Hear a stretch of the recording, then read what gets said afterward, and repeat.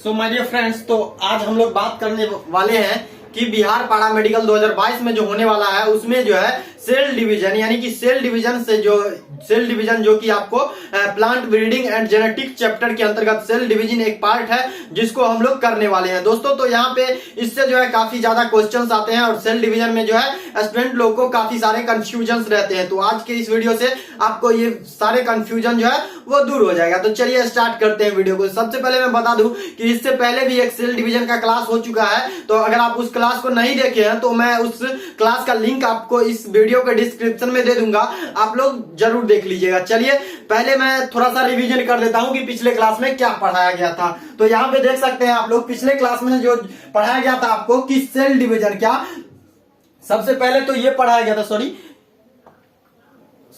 सबसे पहले तो ये पढ़ाया गया था वहां पे सबसे पहले तो ये पढ़ाया गया था कि सेल डिवीजन क्या, सेल डिवीजन जो है वो होता क्या है, क्या सेल डिवीजन जो है वो होता क्या है ये बताया गया था। तो सेल डिवीजन जो है, सेल डिवीजन कोशिका के एक कोशिका से दो कोशिका बनने तक की प्रक्रिया को ही सेल डिवीजन कहा जाता है, ठीक है। और सेल डिवीजन के बाद हमने बताया था कि सेल साइकिल क्या होता है। तो सेल साइकिल देखिए, सेल साइकिल जो होता है पिछले क्लास में हमने ये भी बताया था कि सेल साइकिल क्या,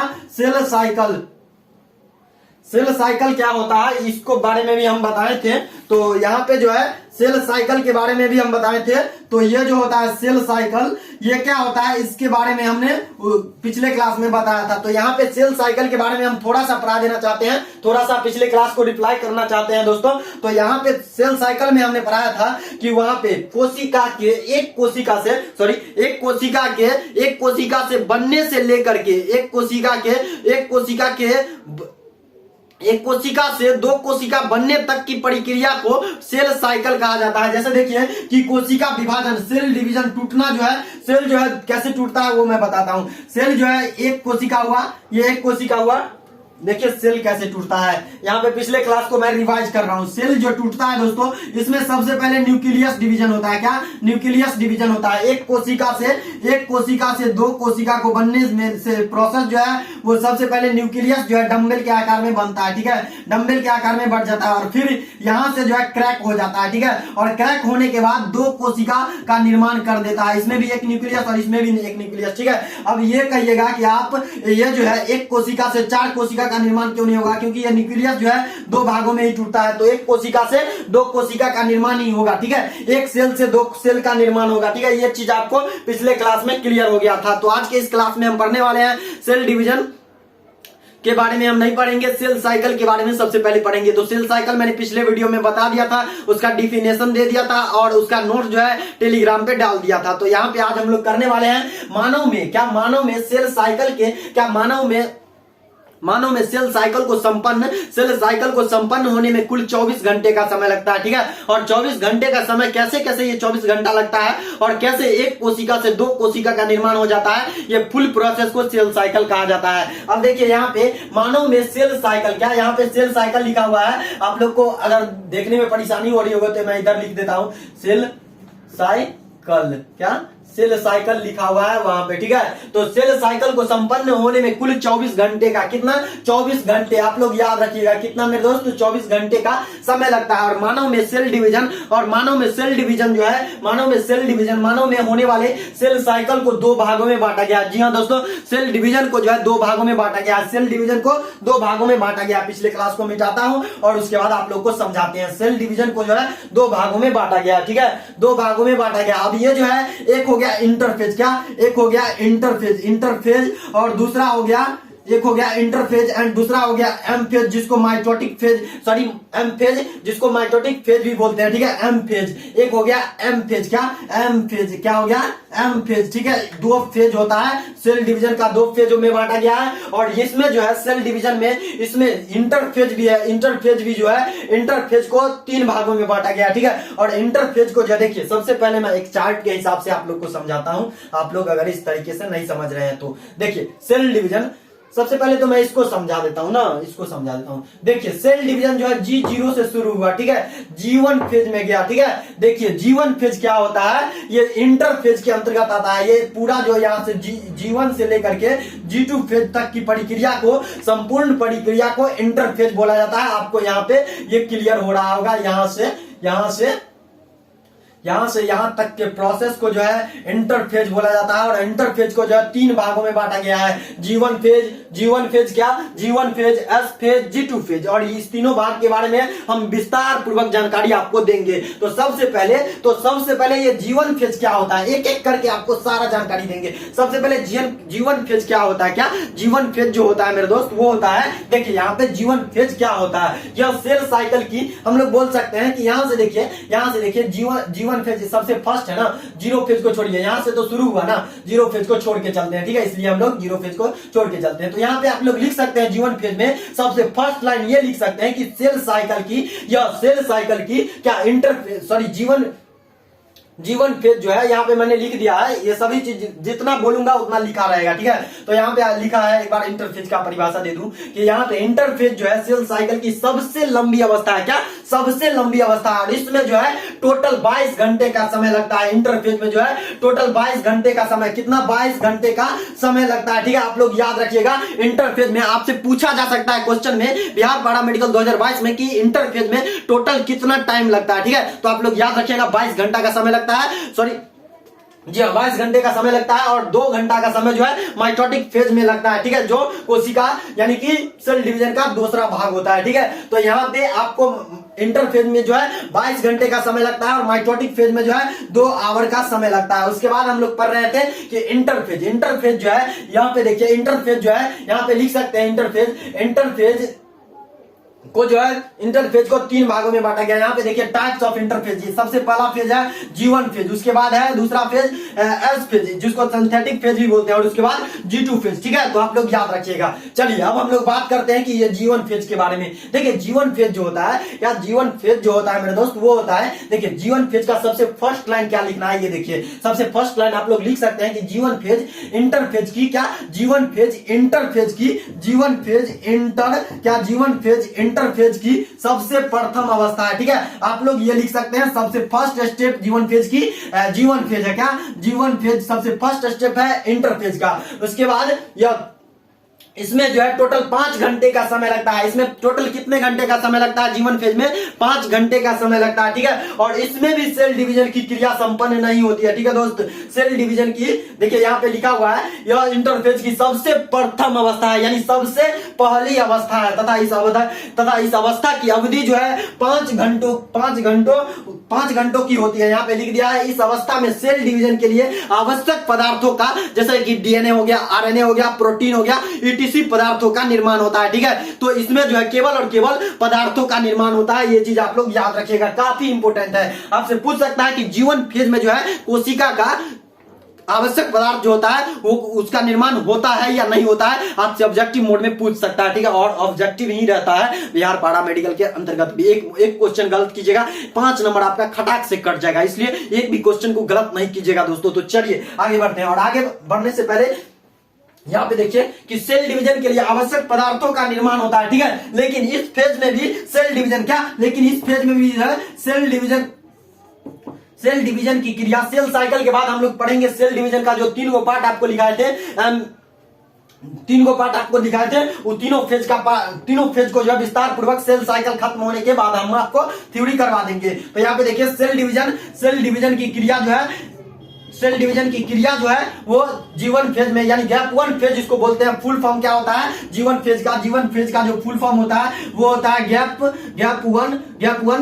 1 फेज, ठीक है। आप लोग याद रखिएगा G1 फेज का फुल फॉर्म क्या होता है, गैप 1 फेज, ठीक है। तो इसमें भी जो है सेल डिवीजन की क्रिया संपन्न नहीं होती है। और इस फेज के बाद कोशिका जो है इसके बाद जो है कोशिका सेल जो है एस फेज में पहुंच जाता है, ठीक है। ऑटोमेटिक जो है दोस्तों, अगर एक आदमी से काम नहीं होगा तो दूसरा आदमी भेजेगा ना। जैसे देखिए हमसे अगर काम नहीं हो रहा है तो हम अपने असिस्टेंट को बोलेंगे, रे ये बॉल को इधर लगाओ, ये लाइट को इधर लगाओ, ठीक है। तो इससे जो है मतलब फोकस होगा, तो हम उसको बोलेंगे ना, हमसे नहीं होगा तो उसको बोलेंगे। तो यहाँ पे कोशिका G1 फेज भी वही कर रहा है कि हमरा से अब नहीं हो तो भाई, अब हमरा से नहीं होगा, अब तू चल जो, हम तो तोरा मतलब की आवश्यक पदार्थ के निर्माण कर दिलियो ना G1 फेज में, तो अब तू जो है चल जाओ कहाँ, एस फेज में। कहाँ चल जाओ, एस फेज में। अब कोशिका जो है एस फेज में आ चुकी है, क्या, कोशिका जो है अब एस फेज में आ चुकी है। ये राम कहानी जो है अब यहां से जो है अब यहाँ से जो है कोशिका कहाँ चला आया है, यहाँ से जीवन फेज से जो है कोशिका को भेज दिया गया एस फेज यानी सिंथेटिक फेज में। आप लोग चाहे तो स्क्रीनशॉट ले लीजिए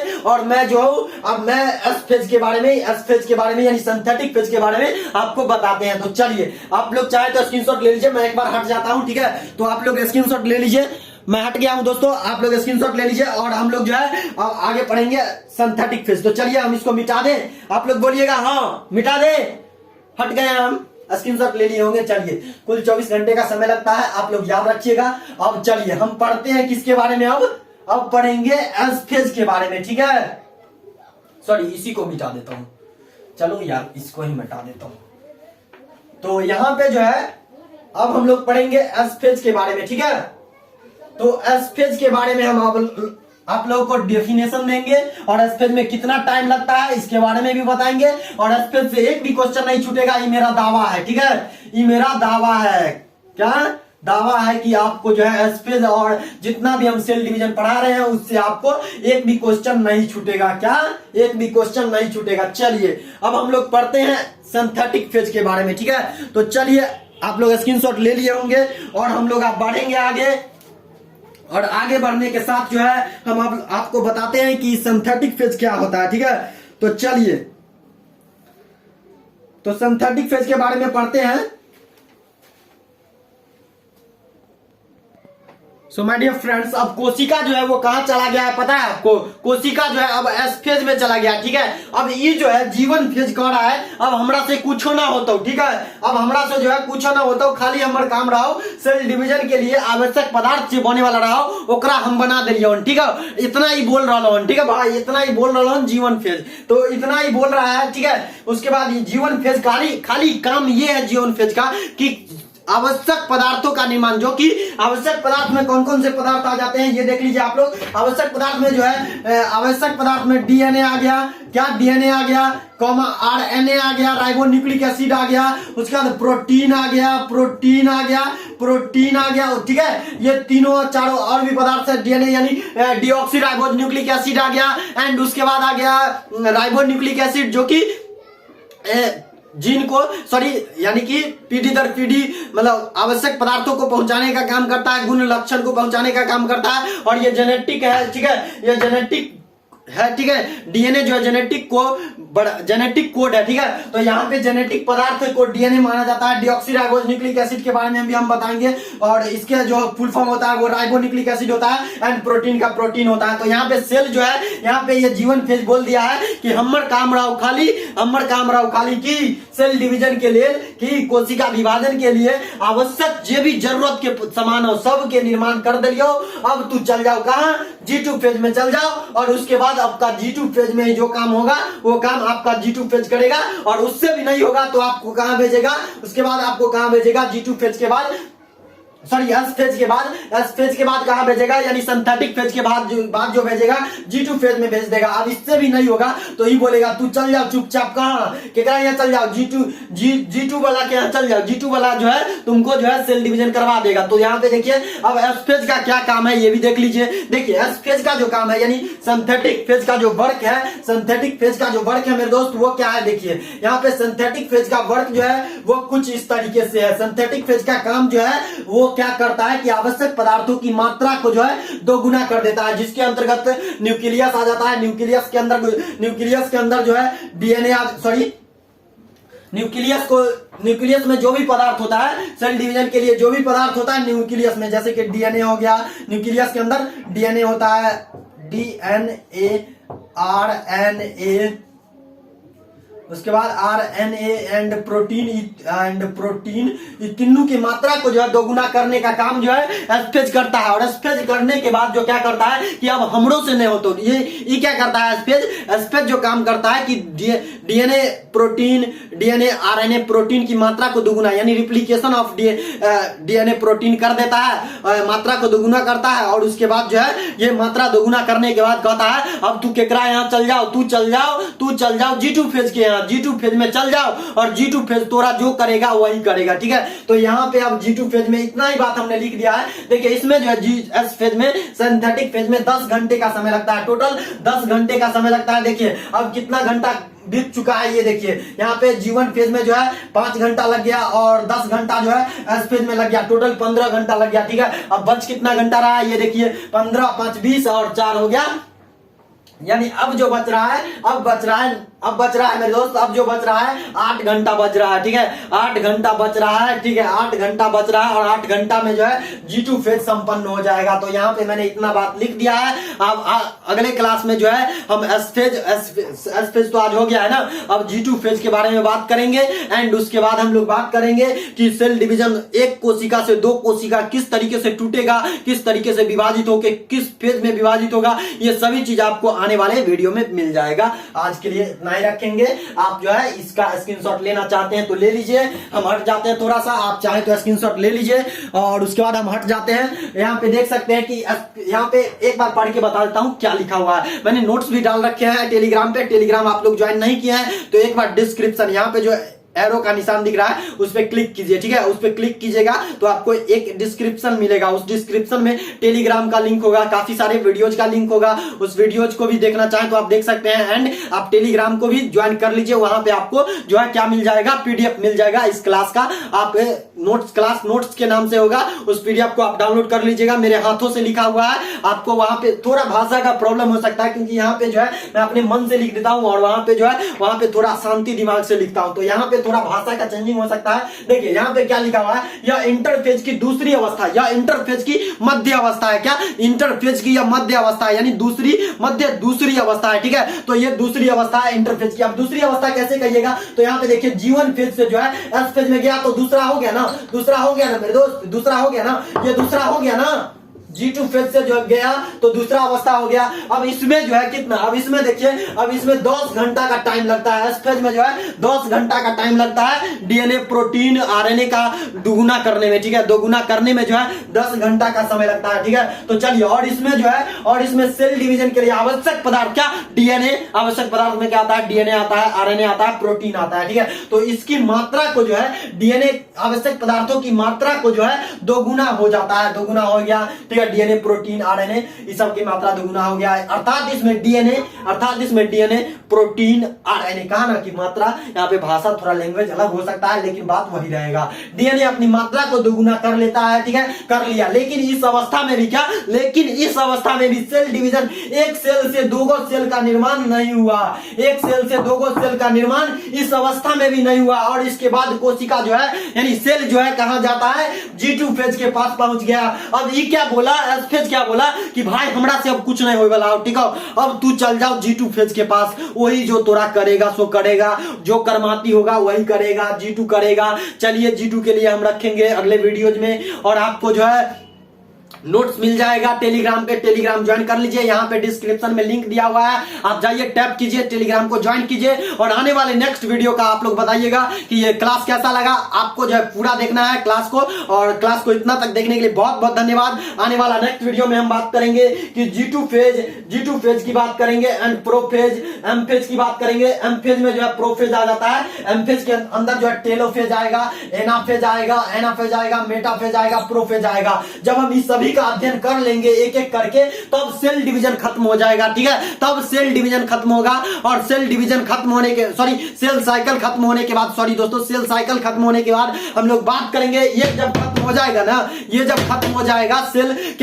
साइकिल जब खत्म हो जाएगा तब हम लोग बात करेंगे सेल डिवीजन के बारे में, और एक एक करके विस्तार से आपको जानकारी देंगे सेल डिवीजन क्या होता है। ठीक है, सेल डिवीजन के तीनों टाइप्स के बारे में एक एक करके विस्तार पूर्वक आपको जानकारी देंगे। चलिए आज के लिए इतना ही रखते हैं। आप लोगों को वीडियो देखने के लिए दिल से धन्यवाद। Thanks for watching.